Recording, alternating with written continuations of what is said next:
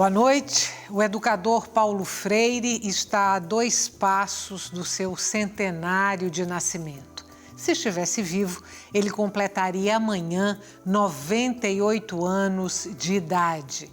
A data não é redonda, mas vai ser sim comemorada aqui no Recife.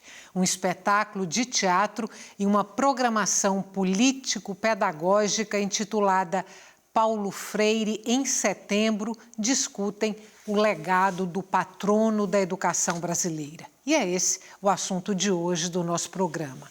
Participam André Ferreira, presidente do Centro Paulo Freire, Alessandra Santos, pedagoga e professora da Rede Municipal de Ensino, e também o ator e diretor de teatro Júnior Aguiar. E você?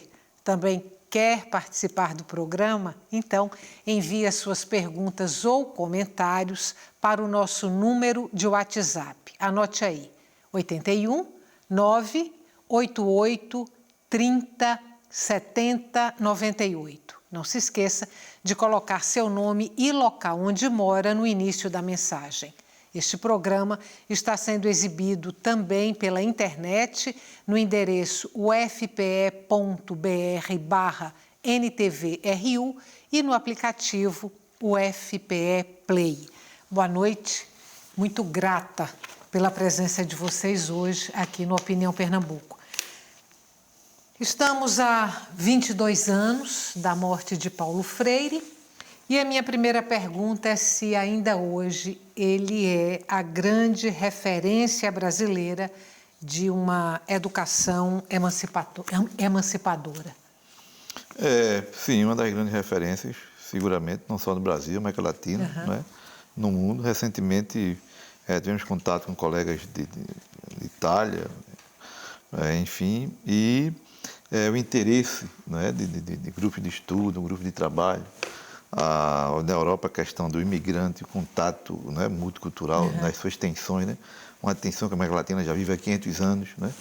E a período de Freire, oriunda desse caldo, né, de tensões sociais, de relações de opressão, né, tem muito a dizer contemporaneamente, né? Muito a dizer nessa turbilhão que passa as relações sociais, econômicas, enfim, e que invadem as vidas cotidianas, enfim. Então, é um momento muito atual ainda, Paulo Freire. Na sua opinião, o que mais caracteriza Paulo Freire como uma referência internacional na educação? Sobretudo pela prática pedagógica proposta por ele. Porque não é só a questão metodológica, mas foi em si a filosofia própria da educação a qual ele propôs, que não é unicamente estrita ao espaço escolar, mas sobretudo social. Então, é uma prática pedagógica que visa não apenas o espaço escolar, mas as relações sociais, essa problematização, esse olhar para além do pedagógico, né? Porque muitas vezes as pessoas referenciam como o educador que fez um método, né, assim, expressivo, mas ele é muito além disso. Então, acho que esse legado, né, principalmente para o viés social, para problematizarmos, para trazer isso para o espaço pedagógico. Então, eu acho que essa é uma dos grandes referenciais internacionais, essa discussão proposta por ele. E Paulo Freire virou personagem do teatro num projeto que você tem aí em andamento já há algum tempo. Pois é, para mim é uma honra, na verdade, colocar Paulo num palco, né? Dar visibilidade e fazer com o teatro a gente perceber a alma de Paulo Freire, né? Porque no espetáculo da gente, o espectador ele não fica na plateia, né? Uma das teses do espetáculo é que para Paulo você é ator, você participa, né? Você não fica numa posição passiva assistindo. Então, por isso que a gente leva os espectadores ao palco e lá todo mundo tem o seu lugar, né, de sujeito na história. E é interessante que só quando ocorre o golpe tira todo mundo do palco para colocar todo mundo no lugar que... Você está falando do golpe de 64. O golpe de 64, exatamente. E aí esse jogo de ocupar e de desocupar, de perguntar e responder, e de calar e de responder, é o que faz essa dialética linda, né? E ali a gente está realmente para ouvir as pessoas. Para mim, como cidadão, é uma honra fazer com que a memória de uma pessoa com a dimensão de Paulo permaneça viva. Daqui a pouco a gente vai falar dia, local, hora, tudo direitinho do espetáculo. Método ou sistema? Qual é a expressão melhor para a gente se referir à pedagogia de Paulo Freire? Nos primeiros escritos, o termo é método. Sim. Não é?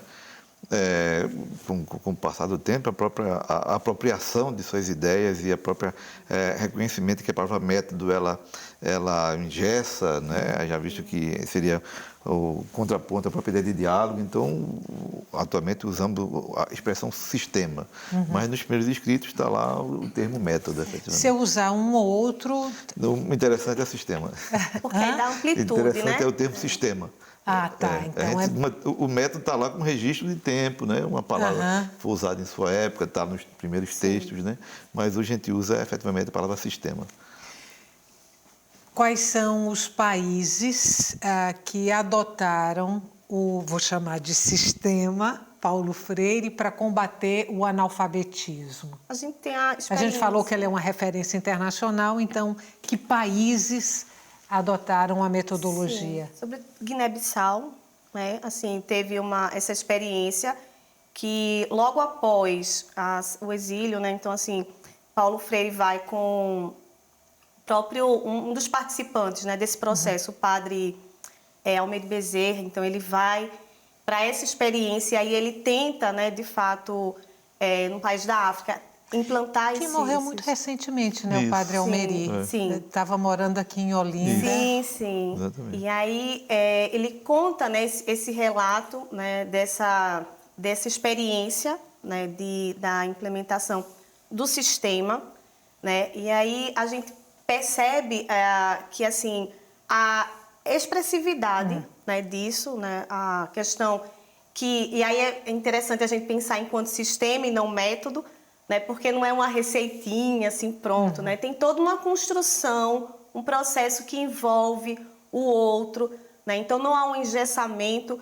E aí esse processo dialógico, né, a gente tem a experiência de Guiné-Bissau. E aí é interessante a gente pensar também que, para além das práticas de alfabetização, né, eu lembro que quando eu fui uma certa viagem para o interior da Argentina, então lá eles utilizam isso, engenheiros agrônomos, eles utilizam essa prática sistêmica nas práticas de agronomia. Então não se restringe unicamente ao campo educacional. Né? Então, a gente tem experiências da Paraíba, o curso de medicina também ele implementa essa filosofia humanística na área da saúde.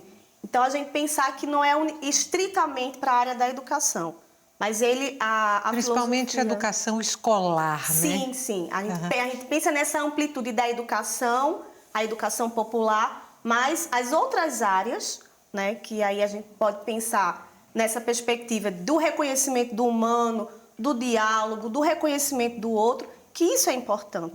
Né? Então, a gente não pode simplesmente restringir em um único locus. Que Paulo Freire está lá no seu espetáculo? Quais os momentos da vida dele, as questões ligadas a Paulo Freire que vocês trabalham no espetáculo?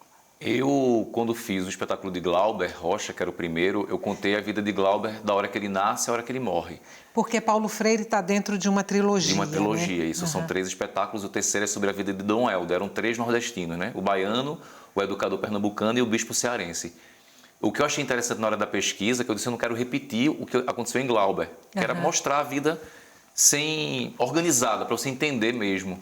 Veio que eu descobri que na hora do golpe de 64, Paulo estava em Brasília. Então, em 63, Jango o convida para ele ir para Brasília para fazer, pelas vias democráticas, a implantação do Plano Nacional de Alfabetização. E aí fizeram as leis, a promulgação, toda a questão, e na hora que vai ser aplicado, ocorre o golpe. Ele volta ao Recife conduzido por um padre amigo dele, e ele é preso por 3 meses. E então eu disse, a partir daí começa o espetáculo. Então, a partir desse interrogatório, que na peça ele é dramatúrgico, não é o mesmo interrogatório, mas a partir dali surgem as perguntas, né? Qual é a sua história? Quem é você? Né? O que lhe fez pensar dessa maneira? Qual foi sua educação? O que é que você tem a ver com esse MCP? E aí as perguntas surgem e aí Paulo se vê convidado a deixar o país. O que eu acho lindo é que, na verdade... MCP que você falou, Movimento de Cultura Popular. Exatamente. Paulo é um grande personagem, realmente, para que vive da arte, assim, encontrar uma pessoa da dimensão dele é incrível. O que mais me orgulha é que, por exemplo, na história do nosso país, né, de todos os brasileiros, o mais homenageado é Paulo Freire. Isso é uma coisa que é muito bom deixar claro. Assim, as pessoas criticam Paulo sem dar mérito aos exemplos que a gente tem de grande soberania, como é a desse homem. Deixa eu te fazer um convite. Vou interromper aqui a nossa conversa um pouquinho, porque a gente tem aí trechos do espetáculo. E já que você falou um pouco do que leva para o palco, vamos assistir um pedacinho e depois a gente volta a conversar. A 7 e confiscasse todo o material utilizado no programa. É a polícia! Todo mundo pra fora, bora! Todo mundo saindo dessa universidade, todo mundo pra fora! Bora, todo mundo, bora, bora, bora, bora, bora, bora, bora! Saindo, saindo, saindo, bora, bora! É a polícia! Você vai preso, senta, senta, senta, senta! Todo mundo pra fora! Tá todo mundo aqui, todo mundo comunista, senta, senta! Você tá presa, senta, senta, senta, senta! Você tá preso, senta, bora, todo mundo, agiliza! É a polícia, bora, bora, bora, bora! Todo mundo pra fora! Todo mundo pra fora!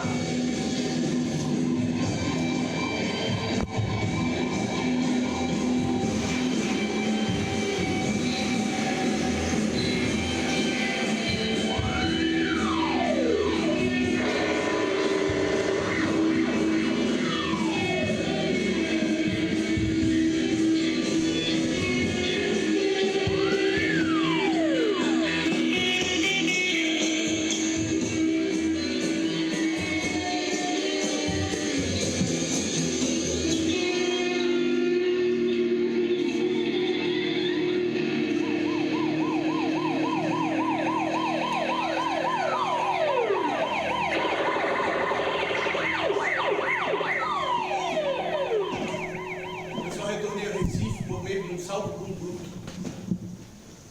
arranjado por um dos... Bom, Paulo Freire, como a gente mais ou menos vê aí no espetáculo, percebe, e como o Júnior falou, foi preso em 64, logo depois do golpe. No mesmo ano, em janeiro de 64, ele tinha sido apontado como o educador do ano. Veio março e ele foi preso. Por que Paulo Freire assustou tanto o governo militar? Assustou e assusta, não é? É uma proposta pedagógica que ela reconhece o poder e o protagonismo das massas, dos atores populares, né?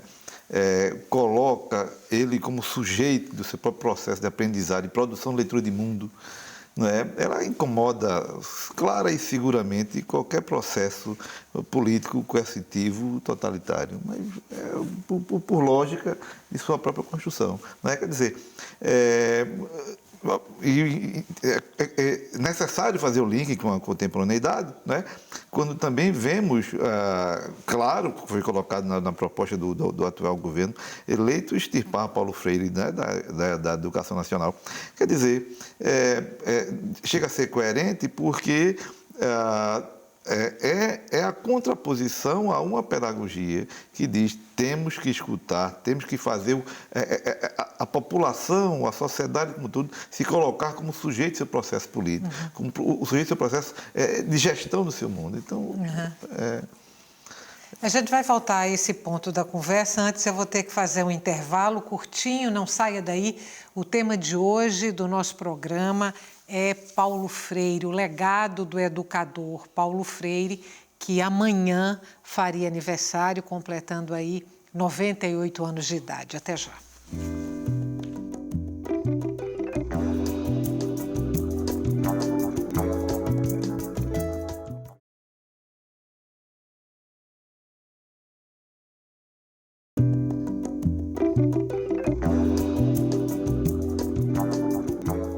Estamos de volta com Opinião Pernambuco. O legado de Paulo Freire, patrono da educação brasileira, é o tema de hoje do nosso programa. Participam André Ferreira, do Centro Paulo Freire, Alessandra Santos, pedagoga e professora da Rede Municipal de Ensino, e também o ator e diretor de teatro Júnior Aguiar. Não esqueça de participar você também, enviando as suas perguntas ou comentários para o nosso número de WhatsApp, anote aí, 81 988 30 70 98. E não se esqueça de colocar seu nome e local onde mora no início da mensagem. Este programa também está sendo exibido pela internet no endereço ufpe.br/NTVRU e no aplicativo UFPE Play.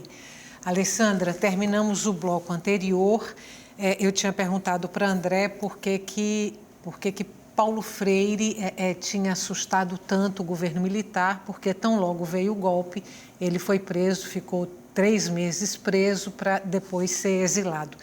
Eu vou te pedir para você, em poucas palavras, explicar, assim, do ponto de vista mais funcional, mais prático, qual era a metodologia que ele propunha, que foi considerada uma metodologia revolucionária, num primeiro momento, e num segundo momento entendida como uma metodologia subversiva.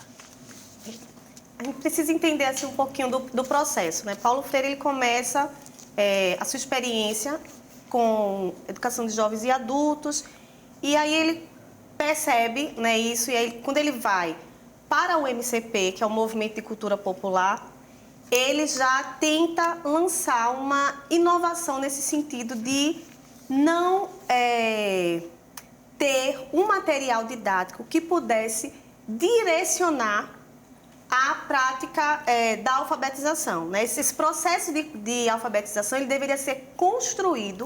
Toda a metodologia dele está voltada para a alfabetização?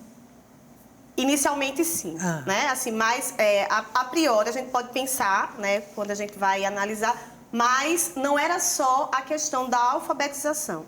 Ele tinha muito mais essa perspectiva de desenvolver, né, outras habilidades, principalmente no sentido do círculo de cultura, onde você possibilitava ao indivíduo a fala, né? Então, isso é a questão do indivíduo poder se colocar, né, poder se expressar, se reconhecer enquanto indivíduo, né? Naquele momento, uma palavra muito em voga era o processo de conscientização. Então, como é que isso ia acontecer? Então, inicialmente no MCP existiam as duas vertentes. Uma, que existia uma cartilha produzida por Josina, né, Godoy e Norma Coelho, a então esposa de Germano Coelho, né, então elas produziram uma cartilha, que era um livro de leitura para adultos, e elas trabalhavam com essa vertente no MCP. Já Paulo Freire, ele disse assim, olha, eu não adoto essa questão da cartilha, porque ela tem um caráter muito diretivo. E aí ele começa suas pesquisas nesse processo, adotando essa construção a partir das falas do indivíduo. E aí é quando ele vai para a Universidade Federal, no sistema de extensão cultural, né, na Universidade do Recife, que hoje é atualmente a Universidade Federal de Pernambuco. E aí ele começa a traçar essa pesquisa a partir dos elementos, do vocábulo, da experiência de vida dos educandos. Então, não era uma palavra que ele trazia. Então, ele ia projetando algumas imagens.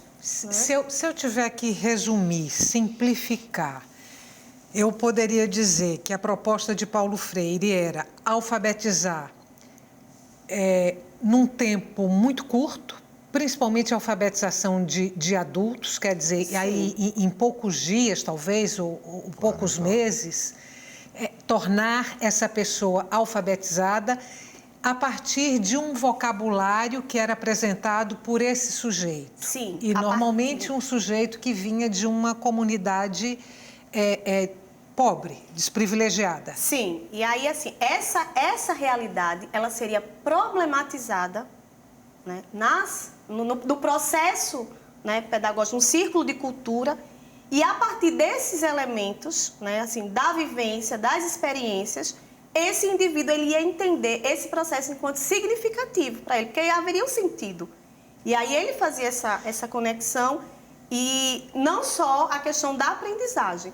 E aí quando eu tive a experiência de ir em Angicos, no Rio Grande do Norte, e entrevistar pessoas que foram alfabetizadas, então eu pude também ter a experiência de conversar com pessoas que passaram mais tempo, que tiveram um processo de alfabetização através do Mobral, que era um movimento de alfabetização, né? Mas não tinham o mesmo processo, não apreenderam, não compreenderam, não se apropriaram do processo de alfabetização do mesmo modo. Ou seja, esse sujeito alfabetizado dentro da metodologia de Paulo Freire acabava entendendo a sua própria condição e a sua própria pobreza, e é aí, no seu entendimento, onde aquele momento se considerou que morava o perigo? Eu acho que uma das grandes questões que Paulo diz é que a realidade não a realidade da vida, do mundo, não está concluído. Tudo é uma construção. Então, a partir do momento em que eu posso ser uma pessoa que vou ser um co-criador, então eu posso mudar a vida. Então, a pobreza não é uma coisa natural, ela é uma construção humana, histórica, de uma sociedade, das leis que fazem as coisas serem dessa maneira. Então, o Paulo faz as pessoas não se acomodarem, então ele pede uma intervenção. O poder da humanidade está no poder de intervir e de ser co-criador da realidade. Então esse é o grande mérito, né? E daí que vem, por que Paulo é uma educação crítica? A educação crítica, isso não é comunismo, isso é uma educação progressista, é você questionar a realidade. Mas por que eu, na verdade, não tenho a casa? Por que eu estou com fome? Por que me falta água? E aí as perguntas fazem você buscar as soluções, na verdade, e resolver. Isso é o que eu acho interessante. E somo a isso ao fato de que, em 64, Paulo Freire percebeu que a Constituição dizia que só pode votar quem é alfabetizado. E no Nordeste, 80% da população, principalmente nas zonas rurais, eram analfabetos. Então, o Nordeste não participava do quadro eleitoral do país, porque estava excluído. E além do fato de ser uma prerrogativa para eu poder escolher quem vai me representar, uma pessoa que não é alfabetizada, ela não consegue ler a Constituição. Então, ela não consegue interpretar as leis. Um princípio básico da democracia. Então, Paulo diz, eu preciso intervir, e ele resolve isso em 45 dias, no método. Então, de 60 até 63, isso estava mudando muito rápido. E a eleição para presidente no Brasil ia ser em 65. E aí, Juscelino Kubitschek ia se candidatar à reeleição, Brizola e Miguel Arraes era o primeiro governador que ia se candidatar também. Então, ia ser uma eleição muito histórica, até porque, por tudo que Miguel Arraes estava representando naquele momento, e Brizola no Sul. E aí, eles viram que, na verdade, tinha que ter uma intervenção histórica, porque a coisa estava sendo construída de forma verdadeira e democrática. Isso dá uma tristeza na história do nosso país, porque a intervenção foi tão drástica que teve que durar 21 anos para que a gente, na verdade, calasse mesmo, assim. O ministro da Educação, Abraham Van Traub, ele, quando tomou posse, apresentou índices, os baixos índices de produtividade na educação brasileira, atribuindo esses baixos índices ao método Paulo Freire. Qual é a legitimidade dessa afirmação do ministro? Nenhuma. Veja, e por quê? Se você pegar Paulo Freire por um aspecto que é o herdeiro do escolaноvismo, né? Paulo Freire radicaliza uma discussão de época que é a problematização. Não é? Quer dizer, dá uma aula que você problematize o objeto a ser trabalhado com o alunado, isso vem de Dewey desde o início do século XX, que era o liberal americano. Não é? Então não tem novidade. Para o lado de Paulo Freire, eu pegar essa discussão da problematização e trazer para a questão social. Não é? Quer dizer, como os colegas, a Marília, o Petronildo, né? Que discutem química, ensino de química, né? A Marília, que é da casa de Paulo Freire, que é o seguinte: como é que eu posso dar aula de química freirianamente? Posso. Olha, eu vou, em vez de pegar ácido base, etc., vamos falar a questão da água, vamos falar a questão do esgoto, não é? Vamos trabalhar que a química seja mais um instrumento de ampliação de leitura de mundo. Então, aí volta para aquela questão, por isso que isso é perigoso. E, ao mesmo tempo, isso é mais difícil para o professor fazer. Não é? Quer dizer, você dá uma aula dessa, que você tem que chegar na sala de aula e pegar o que é a formulazinha, que era muito fácil, botar a fórmula no quadro, coisa e tal, decora, faz um exercíciozinho para ver se decorou. Não, eu quero pegar, saber do aluno, como lembrou a colega, o que é que a fala dele diz. A fala dele diz água, diz esgoto, diz falta de saneamento. Vamos pegar essa fala aqui, vamos traduzir isso e empoderá-lo com o conhecimento científico. Não é? Então, isso daqui é mais difícil para o professor, porque eu tenho que levar, além do conhecimento supostamente técnico, conhecimento, uma sensibilidade social, que ele tem que articular. Então, ele tem que ser um professor muito mais formado, muito melhor formado. E, então, não faz sentido nenhum isso que ele está dizendo. Primeiro que não temos infelizmente, essa presença de Paulo Freire nos cursos de formação de pedagogia, de licenciatura, né? É importante que tivéssemos mais. E mesmo que tivéssemos, a ideia é exatamente essa, é você tornar isso ainda mais complexo. E o interessante é que Paulo Freire está no currículo da Finlândia, está no currículo, por sinal, da escola que o dono da Ambev quer abrir lá do Rio de Janeiro, e o ilustre ministro quer tirar de nossos currículos. O presidente Bolsonaro, logo no início do governo, chegou a cogitar trocar o patrono da educação brasileira, que é Paulo Freire, desde 2012. Um deputado do PSL do Ceará chegou a apresentar um projeto de lei que derrubava a lei que tornou Paulo Freire patrono da educação brasileira. Você vê algum outro nome, além do de Paulo Freire, que poderia tão honrosamente ocupar esse lugar de patrono da educação brasileira? Não. Assim, sabendo, né, que nós temos expressivos, né, assim, pessoas que lançaram a sua contribuição, mas eu não consigo enxergar um outro nome que consiga, ao ponto, né, que ele fez, dialogar a questão da educação com a sociedade, né? E aí não só esse diálogo, mas assim, essa problematização.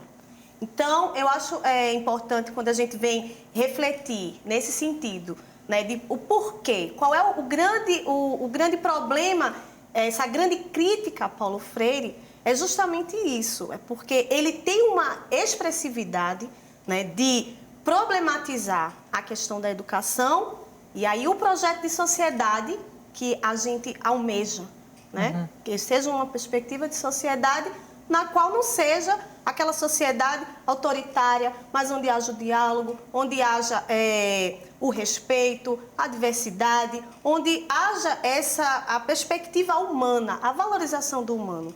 Então, sabemos que temos tantos outros nomes, né, como o próprio Anísio Teixeira, né, temos o Darcy Ribeiro, mas quando a gente vai pensar, né, nessa efetividade, né, da contribuição, e aí é interessante a gente pensar também o porquê de Paulo Freire, porque ele não lança simplesmente a problematização.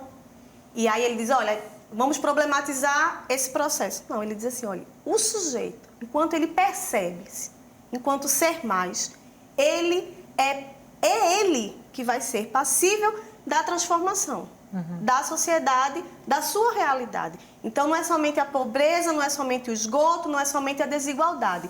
Esse indivíduo, enquanto ele percebe-se, enquanto sujeito histórico e social, então, esse indivíduo, ele é que vai mudar, vai transformar a sua realidade. Vamos fazer mais um intervalo curtinho. Não saia daí, Paulo Freire é o tema de hoje do nosso programa. Até já.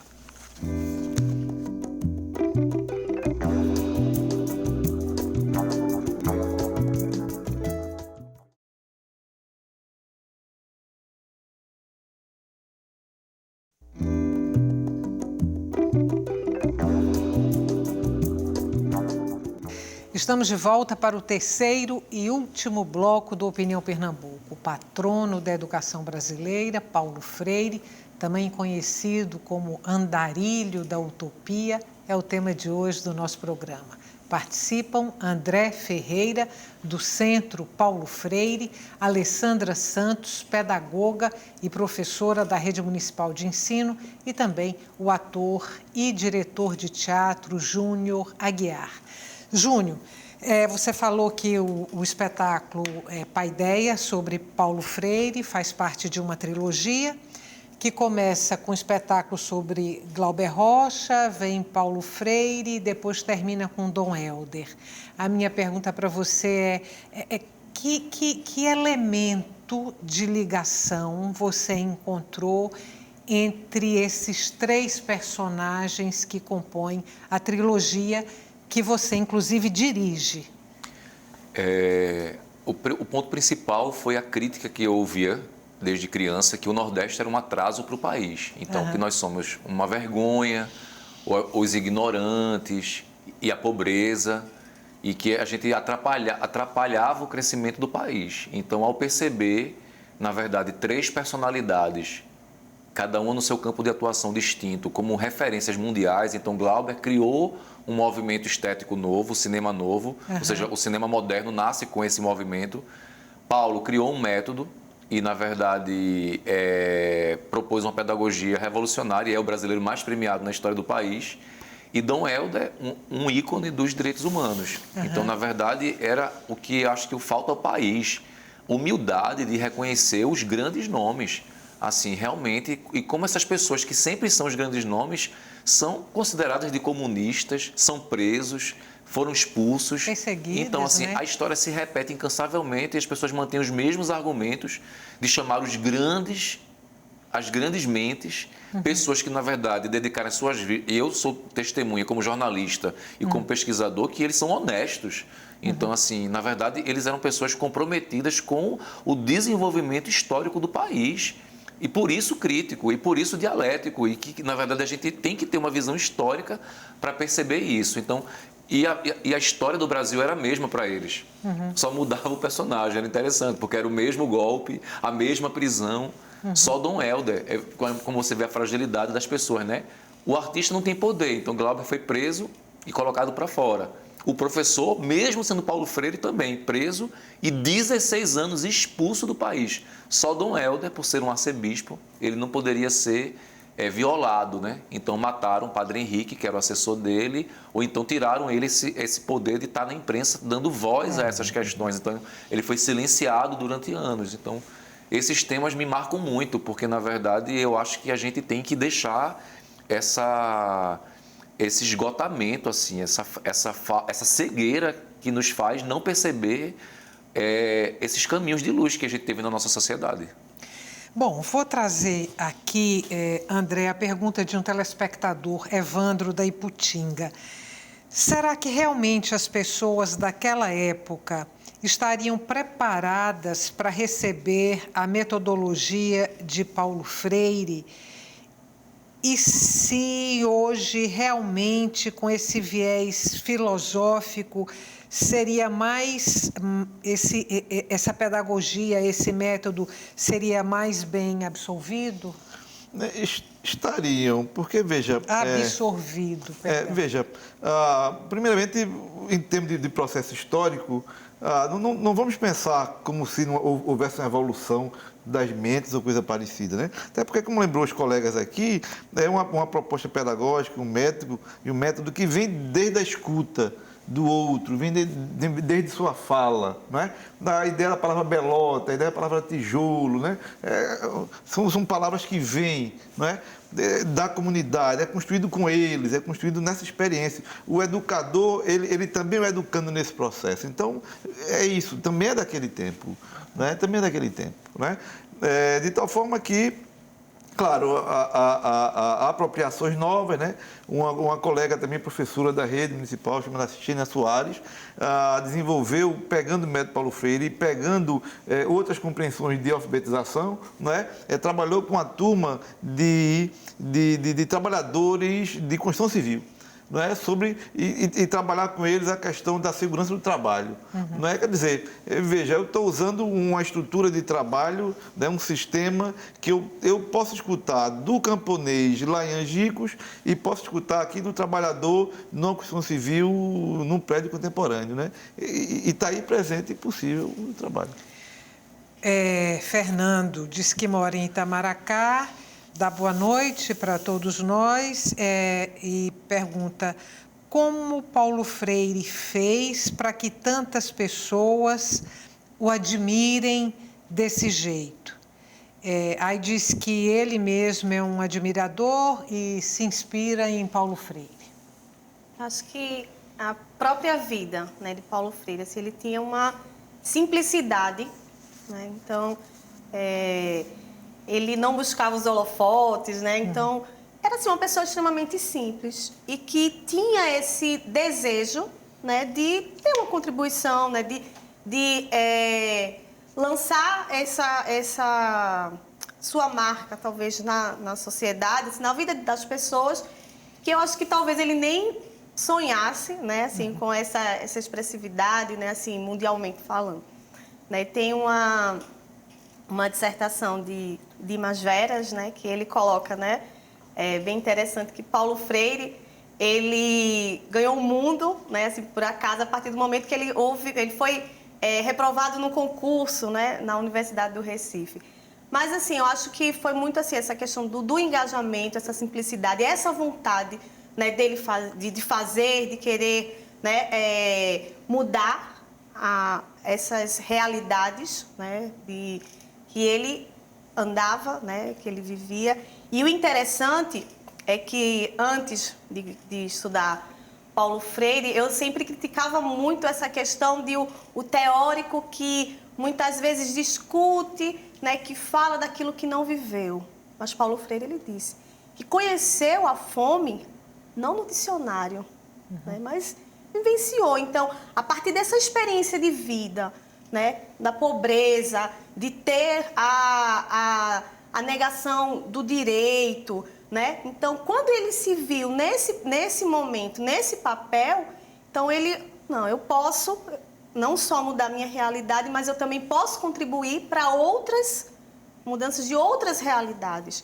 E a partir desse momento, dessa problematização, que ele começa, né, a divulgar, né, e aí algo assim, né, maravilhoso aconteceu, isso se disseminou, né, tomou a proporção não só aqui no Nordeste, mas aí a partir do momento que ele vai para o exílio, então ele começa também a lançar as suas publicações, né, vai produzir em outras línguas.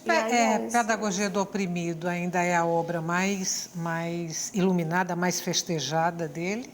Sim, ainda é, mas aí nós temos também outras, né, educação como Prática da Liberdade, né, Pedagogia da Esperança, Pedagogia da Autonomia, mas assim, a grande obra, né, é a Pedagogia do Oprimido e, digamos assim, a que sofre também mais dura crítica, né, porque é uma obra extremamente revolucionária.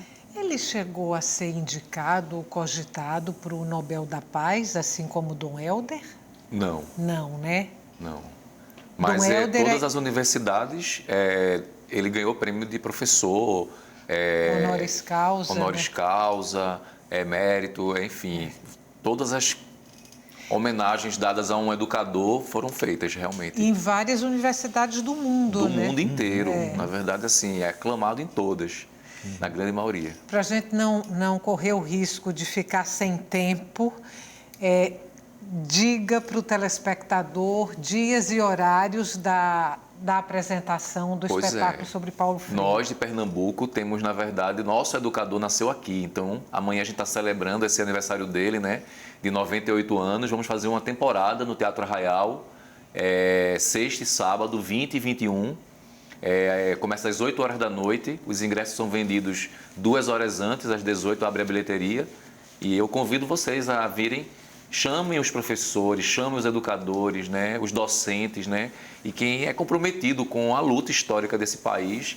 Acho que é um belo momento da gente dar as mãos pela educação, né, e pela defesa dos nossos sonhos e das nossas utopias, porque somos nós que estamos com esse bastão aí de fazer o país que a gente quer. 20 e 21 no Arraial. 20 e 21. Amanhã a gente está se apresentando numa faculdade, que é a Facho. Vai ser a Facho fez essa grande homenagem ao professor. 20 e 21 no Teatro Arraial. E na semana seguinte, dia 24, no Festival Aldeia e Apoatã, na Casa da Cultura de Jaboatão dos Guararapes, que é o antigo mercado público, também vamos fazer lá de graça. Em Jaboatão vai ser de graça às 15h30 da tarde.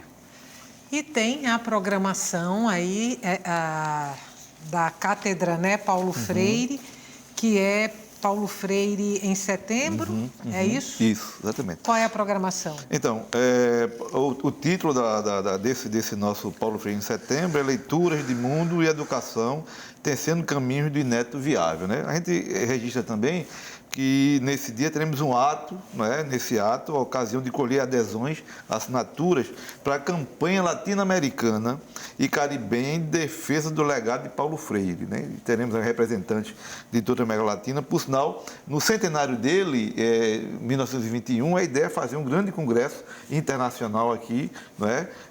Com a presença e o reconhecimento dessas entidades latino-americanas. Lembrando também que a própria escultura de Paulo Freire, lá na universidade, que foi esculpida por Abelardo da Hora, ela foi patrocinada para as entidades latino-americanas e internacionais da educação, né? Então, dito isso, amanhã, 19, de 8h30, abertura, mesa institucional, de 9 horas, então, a mesa de diálogo, que leva a temática do encontro, que é a leitura de mundo e educação, com o professor Edson Francisco e a professora Dalila Andrade.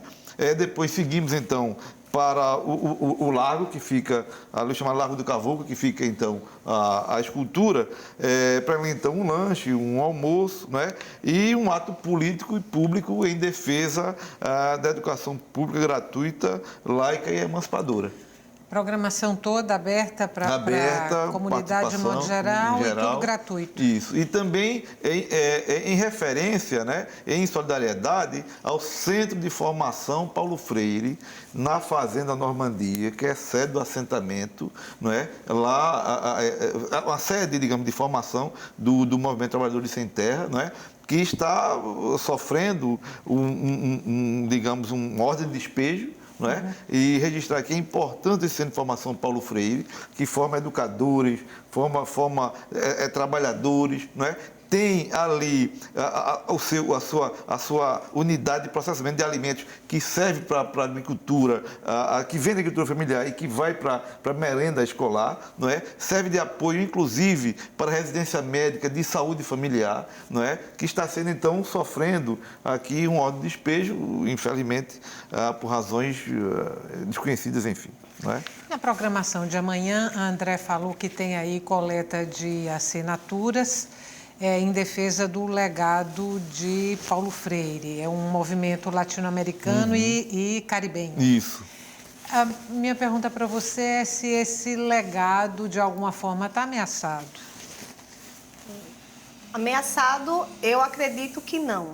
Assim, podem ser que queiram ameaçar, mas eu acredito que não está ameaçado, né? No sentido de que há educadores, e aí não só professores, que têm levantado a bandeira, que têm feito frente de resistência, né? Não só na questão da defesa estritamente, mas no sentido de colocar em prática, de evidenciar a importância, né? Então, eu acredito que esse sentido de afetar a imagem de Paulo Freire, eu acho que isso dá muito mais visibilidade e muito mais força e resistência para aqueles que acreditam, né, no que foi, no que é o pensamento freiriano.